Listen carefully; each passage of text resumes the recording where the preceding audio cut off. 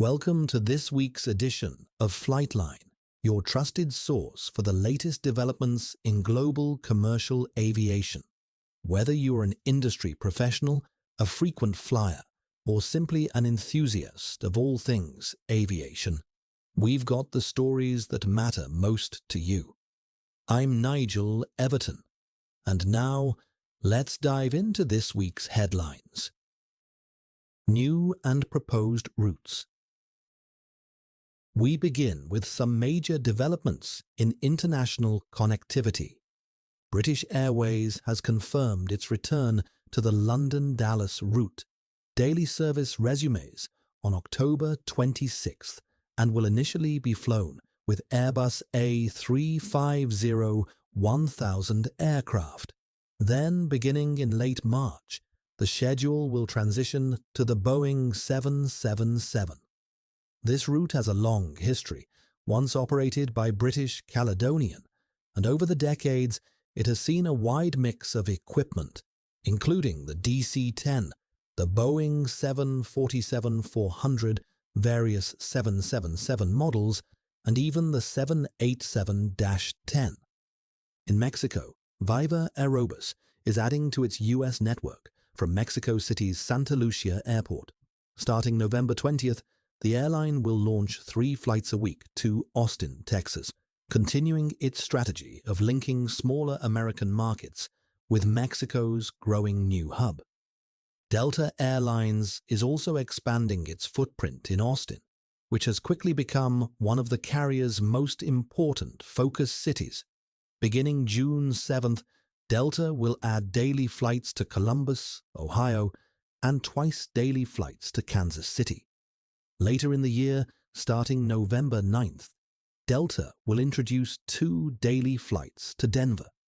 These will be operated by SkyWest Airlines under the Delta Connection banner, using Embraer E175 regional jets. Seasonal service. Turning to seasonal schedules, Aeromexico is set to add daily winter flights from Mexico City to Tulum, beginning October 26th. This is a significant move given the rapid growth of Tulum's new airport, which is already attracting multiple carriers looking to tap into the demand for leisure travel to the Riviera Maya. Southwest Airlines, never one to miss an opportunity in the sun markets, will introduce 5 new international routes starting March 7th.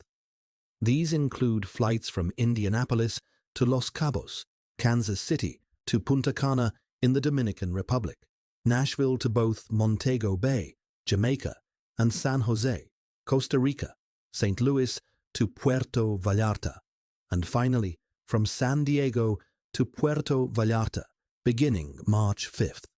These additions highlight Southwest's increasing focus on leisure travelers looking for direct access to warm weather destinations. Suspended and dropped routes. Not all route news is positive. Pakistan International Airlines has once again delayed its planned resumption of flights between Islamabad and Manchester. The Boeing 777 service is now scheduled to restart on October 26th, though further delays remain possible. British Airways has confirmed it will not bring back service between London Gatwick and New York Kennedy. The decision leaves that market more open for Norse Atlantic Airways, which has been steadily building a transatlantic presence. In the United States, Delta will close its station at Midland, Texas on November 8th when flights to Austin come to an end. It is worth noting that this route had only been announced to the community just 2 days before operations actually started, making for a short-lived experiment. Delta will also drop 2 Las Vegas routes in January. Sacramento and San Jose, both in California, will disappear from the network. Aviation security. 2 very different incidents grabbed headlines in Europe. In Norway, a man with no identification or travel documents managed to board a Norwegian air flight from Tromsø to Oslo. He slipped through the boarding gate by following closely behind another passenger, a tactic known as tailgating. The breach only came to light after disruption on board prompted police intervention. Norwegian and Tromsø Airport have since launched a thorough review of boarding procedures, noting that such cases remain extremely rare. This follows an earlier attempt in 2023 at the same airport, which was intercepted before departure. Meanwhile, in Italy, a far more serious event occurred at Milan Malpensa. At around 11 a.m. on August 20th, a 28-year-old man entered Terminal 1, carrying a flammable liquid and a hammer. He doused a check-in area and set it on fire, while also smashing screens and equipment. Quick action by passengers and airport staff prevented greater damage. Fire services contained the blaze, while bystanders subdued the suspect, in part by striking him with a fire extinguisher. Although the attack caused evacuations and delays, overall airport operations continued. The man now faces aggravated damage charges. Airline performance and industry news. On the business side of aviation, LOT Polish Airlines reported a record July. The airline carried nearly 1.2 million passengers across more than 11,000 flights, averaging over 350 flights per day. LOT says it plans to increase its fleet by 50% by 2028, with passenger numbers projected to grow by 70%. The Cathay Group, which includes Cathay Pacific and HK Express, also had its busiest month of the year in July, with 3.2 million passengers. Cathay Pacific saw a 24% increase in traffic compared to last year, with an impressive system-wide load factor of 86%. HK Express carried 680,000 passengers, representing similar growth. Traffic between Canada and the United States, however, is showing some weakness. Comparing August 2025 with August 2024, flights and available seats both fell by just over 5%. Canadian carriers are now serving 53 U.S. airports, down from 60 a year ago, a 12% drop.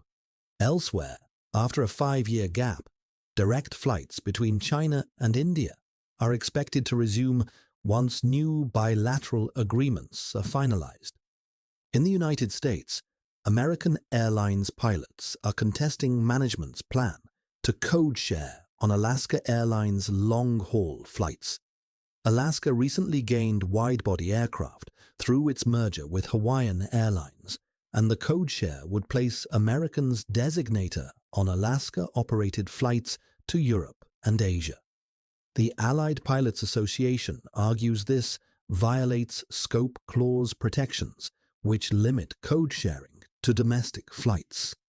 Arbitration is set for October.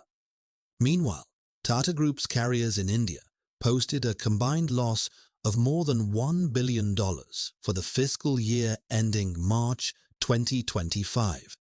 Air India accounted for nearly $470 million of that, while Air India Express lost around $680 million. Analysts point to restructuring costs, fleet integration, and the merger of Air Asia India into Air India Express as key drivers. Spirit Airlines is also under financial pressure, with reports that a second bankruptcy filing could be on the horizon. Spirit only emerged from its previous Chapter 11 restructuring in 2024, but ongoing debt, engine issues with Pratt & Whitney geared turbofans, and higher labor costs continue to weigh heavily. The airline has secured new investment and debt financing in an attempt to stabilize. Other headlines. British Airways faced embarrassment after a flight attendant was discovered naked and under the influence of methamphetamine during a transatlantic flight. The incident was especially high profile since the crew member had appeared in one of the airline's safety videos. He has since been dismissed and pleaded guilty to performing an aviation duty while impaired. Virgin Atlantic also dealt with a crew scandal. A flight attendant was removed from duty at Heathrow after arriving intoxicated, having been involved in a car crash en route to the airport. She registered more than 4 times the legal alcohol limit for aviation personnel. Her trial is set for December. Air cargo. On the cargo side, cross-border trade in North America remains robust. In June, the United States and its 2 largest trading partners, Canada and Mexico, exchanged $5 billion worth of air freight, split evenly between the 2 borders. Did you know? Finally, a quick fact to close this week's edition. All Canadian aircraft registrations begin with the prefix C. Most commercial aircraft use either the CF or CG series, a convention established in 1974 when Canada moved away from the older CF format. These blocks offer millions of possible combinations and provide consistency across the fleet. Other series are reserved for future or special use, but the next time you spot an Air Canada or WestJet jet, look for the registration. Chances are it will start with either CF or CG.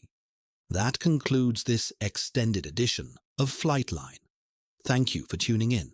Be sure to subscribe and stay with us for the very latest in global aviation news, routes, and industry updates. Until next time, safe travels.